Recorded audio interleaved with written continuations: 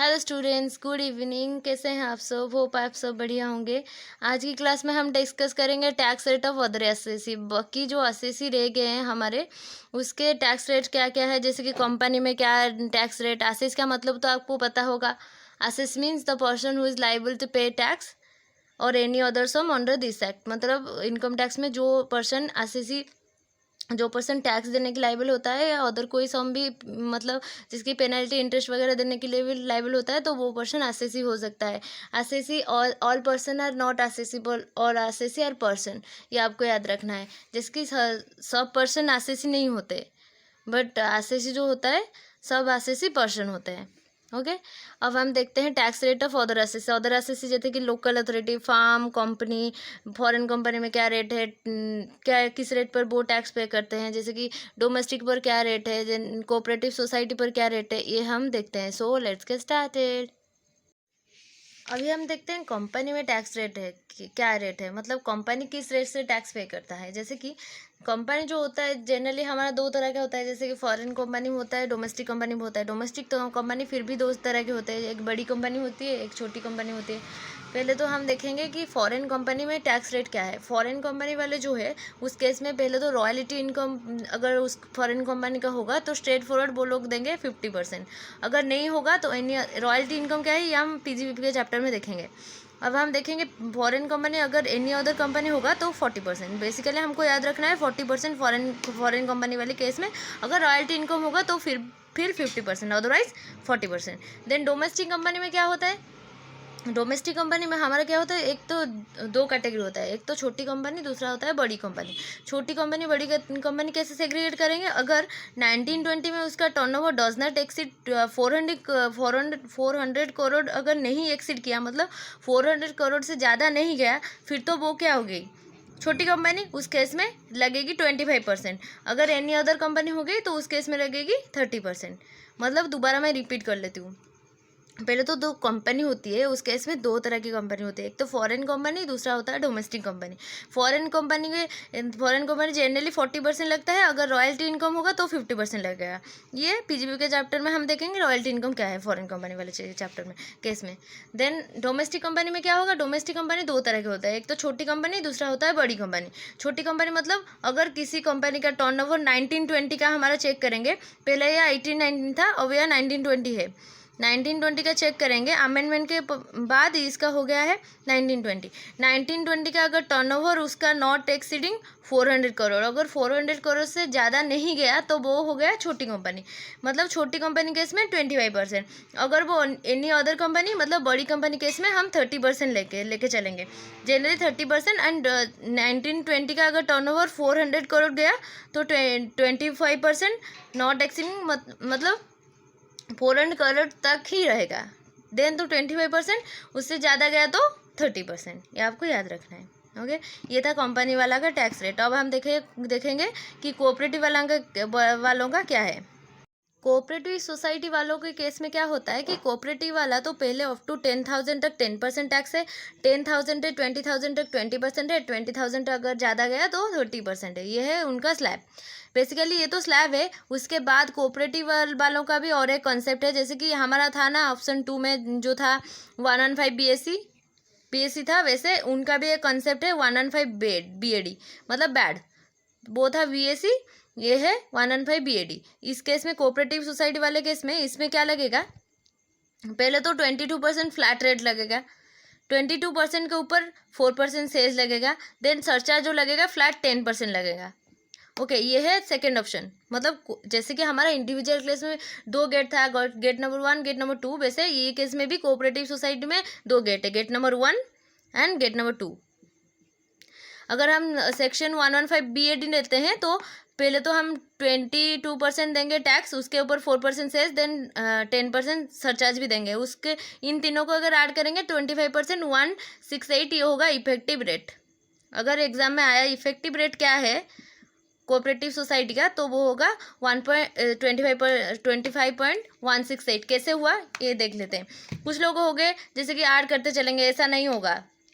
पहले तो हम 22% के ऊपर हम लगाएंगे 4% सेस, कितना हुआ 22.88।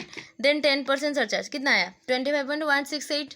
ओके, ऐसा आएगा। जैसे कि पहले 22%, देन उस पर ऐड करेंगे 10% सपोज सरचार्ज, देन उस पर ऐड करेंगे 4% सेस, तो कितना आएगा 25%, 168। ये आएगा हमारा इफेक्टिव रेट जो है कोऑपरेटिव सोसाइटी वाले केस में। मैं दोबारा रिपीट कर लेती हूँ।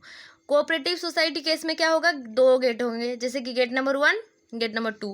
गेट नंबर 1 में क्या होगा, पहले तो हम देखेंगे ऑफ टू रुपीज़ 10,000 10%, 10,000 से ज़्यादा 20,000 तक 20%, 20,000 से ज़्यादा गया तो 30%।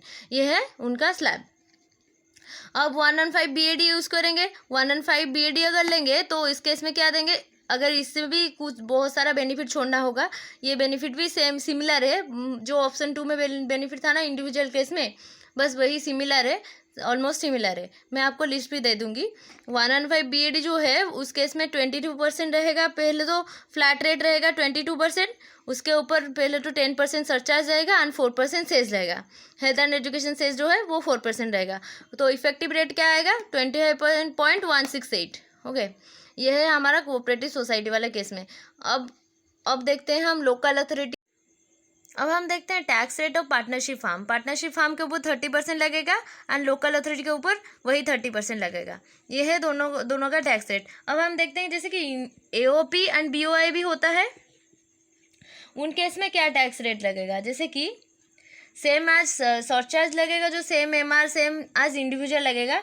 रिबेट अवेलेबल नहीं है AOP एंड BOI के केस में, नो रिबेट यहाँ पर अवेलेबल नहीं है, क्योंकि रिबेट तो सिर्फ इंडिविजुअल को ही रिबेट ही मिलती है ना।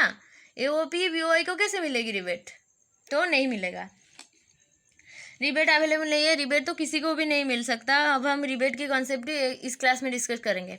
पहले तो AOP BOI जो होता है उस केस में टैक्स दिया गया है, जैसे कि of to 2.5 lakh nil, 2.5 lakh से ज़्यादा 5 लाख तक 5%, 5 लाख से ज़्यादा 10 लाख तक 20%, 10 लाख से ज़्यादा गया तो 30%। ये है स्लैब। ये नॉर्मल स्लैब जैसा लगता है AOP BOI के ऊपर। ओके, अब हम देखते हैं इंडिविजुअल का गया, कंपनी का गया, पार्टनरशिप फार्म का गया, लोकल अथॉरिटी का गया, AOP BOI का गया। अब जाएगा किसका, अब जाएगा HUF का। HUF का टैक्स रेट देख लेते हैं। HUF का क्या टैक्स रेट है, देन 1 बाय 1 हम सरचार्ज देखेंगे हर एक का। अब आप देखते हैं HUF का टैक्स रेट क्या है। HUF का टैक्स रेट क्या है, HUF में क्या होता है, HUF का मेन जो होता है वो होता है कर्ता के ऊपर सब डिपेंड करता है। HUF में मेन होता है जो कर्ता। HUF तो मैंने आपको बताया था कि Christian and Muslim family HUF नहीं बना सकती। क्रिश्चियन एंड मुस्लिम फैमिली जो बना सकती है, हिंदू बना सकती है और कोई भी फैमिली बना सकती है, लेकिन क्रिश्चियन एंड मुस्लिम HUF नहीं बना सकती।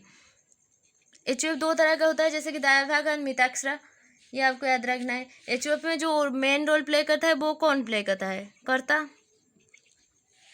कर्ता के ऊपर ही डिपेंड करता है। जैसे कि पहले तो नॉर्मल जैसे ही कर्ता का एज जो होता है वैसे ही इंडिविजुअल का, जैसे हम कैलकुलेट किए थे ना, 2.5 लाख तक नील, 2.5 लाख से ज़्यादा 5 लाख तक 5%, 5 लाख से ज़्यादा 10 लाख तक 20%, 10 लाख से अगर ज़्यादा तो 30%। कर्ता के स्टेटस के ऊपर डिपेंड करा, मतलब कर्ता कितना एज का है, एज के अनुसार डिपेंड होता है। हम कैलकुलेट कैसे करेंगे, जैसे कि ऑप्शन नंबर 1 में था, दोनों गेट था ना, option number 2 and option number 1, 2 gate था।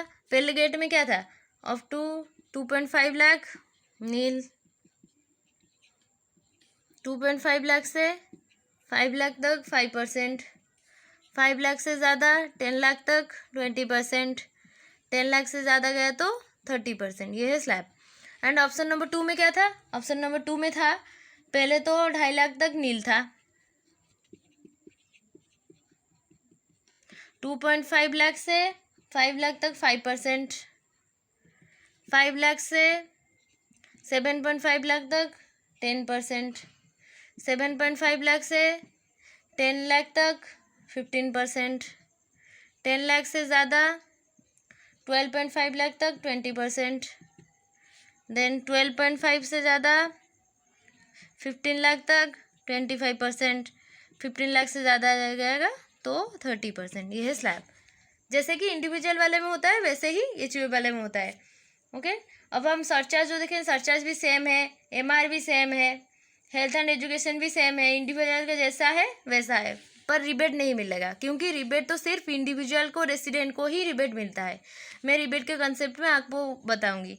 रिबेट जो मिलता है सिर्फ इंडिविजुअल एंड एचयूएफ, सॉरी सिर्फ इंडिविजुअल को मिलती है, एचयूएफ को रिबेट नहीं मिलेगा, एओपी एंड बीओआई के भी नहीं मिलेगा, पार्टनरशिप फार्म को भी नहीं मिलेगा, लोकल अथॉरिटी को रिबेट नहीं मिलेगा। रिबेट जो मिलता है सिर्फ और सिर्फ इंडिविजुअल को ही मिलता है। ओके, ये हमारा टैक्स रेट था जो एचयूएफ वाला। ओके, अब हम देखेंगे एचयूएफ के बाद हर एक का सरचार्ज देखते चलेंगे। जैसे कंपनी वाले केस में सरचार्ज का रेट क्या है, ओके, देन लोकल अथॉरिटी वाले केस में क्या है, पार्टनरशिप के वाले में क्या है, एचयूएफ के वाले में क्या है, ये सब सरचार्ज। तो एचयूएफ वाला में तो वही है ना, इंडिविजुअल का जैसा है वैसे ही है। पहले तो 50 लाख तक नील, वो वाला जो है एचयूएफ में वैसा ही है। अब हम सरचार्ज देखते हैं। सरचार्ज कैसे देखेंगे, जैसे कि सरचार्ज क्या होता है, सरचार्ज तो आपको पता है, इंडिविजुअल में सरचार्ज क्या था, इंडिविजुअल को जो सरचार्ज था वो रेट क्या था। पहले तो हम देखे थे, पहले 50 लाख तक नील था, 50 लाख से ज़्यादा 1 करोड़ तक कितना था 10%, 1 करोड़ से ज़्यादा 2 करोड़ तक 15%, 2 करोड़ से ज़्यादा 5 करोड़ तक 25%, एंड 5 करोड़ से ज़्यादा 10 करोड़ तक 30% था, 37% था, एंड 10 करोड़ से ज़्यादा जाएगा तो 37% था। ये स्लैब था सरचार्ज का इंडिविजुअल में। अब कंपनी का क्या था सरचार्ज, कंपनी में तो रेट आपको बता चुकी हूँ, जैसे कि 30% था डोमेस्टिक वाला एंड फॉरेन वाला दोनों केस था। फॉरेन वाले में क्या था 50% था, 40% था, जनरल 40% था, रॉयल्टी वाले में 50% था। डोमेस्टिक में क्या था, दो था, जैसे डोमेस्टिक में छोटी कंपनी एंड बड़ी कंपनी। छोटी कंपनी बड़ी कंपनी में क्या डिफरेंस था, 1920 में हमारा टर्नओवर कितना था वो वाला देखना है। 1920 में हमारा टर्नओवर जितना था उसके ऊपर हम लगाएंगे 25%। 1920 में टर्नओवर देखेंगे, अगर वो 400 करोड़ तक है देन 25%, अगर नहीं था तो 30%। ये है डोमेस्टिक कंपनी।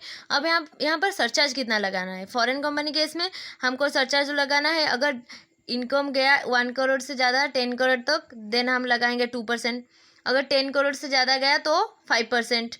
देन डोमेस्टिक वाले क्या करेंगे, 1 करोड़ से 10 करोड़ गया तो 7%, एंड 10 करोड़ से ज़्यादा गया तो 12%।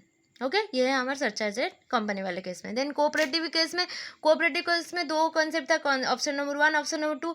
ऑप्शन नंबर 2 तो मैंने आपको ऑलरेडी बता दिया है, वहाँ पर तो फ्लैट 22% लगेगा, उसके ऊपर 4% सेल लगेगा एंड 10% सरचार्ज लगेगा। ये तो मैंने आपको बता चुकी हूँ। ऑप्शन नंबर 2 में क्या लगेगा, ऑप्शन नंबर 1 में हमारा जो लगेगा वो लगेगा 12%, अगर इनकम एक्सीड करेगा 1 करोड़ देन लगेगा 12%। पार्टनरशिप फार्म में क्या लगेगा, वही 12%, अगर इनकम एक्सीड करेगा 1 करोड़। देन लोकल अथॉरिटी वाले में वही लगेगा 12%, अगर इनकम एक्सीड करेगा 1 करोड़। अब हम देखते हैं, जैसे कि मैंने आपको बताया एचयूएफ वाले में क्या लगेगा सरचार्ज, सेम एज इंडिविजुअल। पहले 50 लाख से नील, 50 लाख से 1 करोड़ तक। अब हम देखते हैं जो सरचार्ज है वो एचयूएफ वाले में क्या है। जैसे कि सरचार्ज एचयूएफ वाले में क्या लगेगा, सेम एज इंडिविजुअल, मीन्स पहले तो 50 लाख तक नील, 50 लाख से ज़्यादा 1 करोड़ तक 10%, 1 करोड़ से ज़्यादा 2 करोड़ तक 15%, 2 करोड़ से ज़्यादा 5 करोड़ तक 25%, 5 करोड़ से ज़्यादा 10 करोड़ तक 37%, 10 करोड़ से ज़्यादा गया तो 37%। ये है हमारा सरचार्ज का रेट, सेम एज इंडिविजुअल में जो है वही एचयूएफ में है। एमआर में क्या है, एमआर किसको मिलता है, मैंने आपको बताया था एमआर जो है मार्जिनल रिलीफ, अगर टैक्स ज़्यादा गया इनकम से तो हमको एमआर मिल जाएगा। एमआर जो मिलेगा same as individual. Cess 4%। Then rebate जो मिलेगा, यहाँ पर रिबेट नहीं मिलेगा, क्योंकि नहीं मिलेगा, रिबेट तो सिर्फ इंडिविजुअल को मिलती है एंड जिसका रेसिडेंट को मिलती है, जिसका total income up to 5 lakh तक हो उसको रिबेट मिलती है। ये तो एचयूएफ है, इसको ये तो इंडिविजुअल नहीं है तो इसको रिबेट क्यों मिलेगा। देन एओपी केस में सेम एज इंडिविजुअल है सरचार्ज, एमआर जो है सेम एज इंडिविजुअल है एंड रिबेट इसको भी नहीं मिलेगा। बस अब 2 ही कंसेप्ट रह गए हैं। एक तो है कोऑपरेटिव सोसाइटी में 115 बीएडी लेने से क्या क्या बेनिफिट हमको छोड़ना पड़ेगा, और एक कंसेप्ट रह गया है जो रह गया है रिबेट का। बस इसके बाद पूरा बेसिक कंसेप्ट का चैप्टर ख़त्म। अब रिबेट का कंसेप्ट देखते हैं। यह है रिबेट।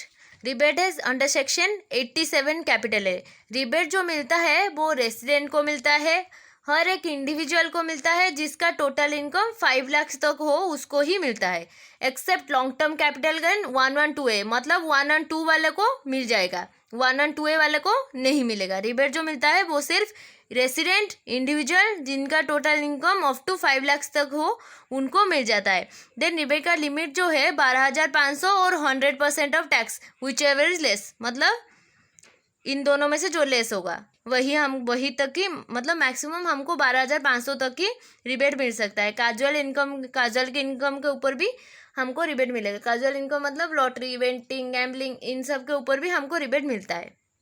ओके, रिबेट इंडिविजुअल को मिलता है, रेसिडेंट को मिलता है जिसका total income up to 5 lakh तक है, except long term capital gain 1 और 2A वाले, एंड लिमिट जो है 12,500 और 100% और income tax which ever is less. ये था रिबेट का कंसेप्ट। अब हमारा सिर्फ एक ही कंसेप्ट रहा है जो है कोऑपरेटिव सोसाइटी वाले में 1 और 5 BAD। अगर 1 और 5 BAD हम लेते हैं तो क्या क्या बेनिफिट हमको छोड़ना पड़ेगा।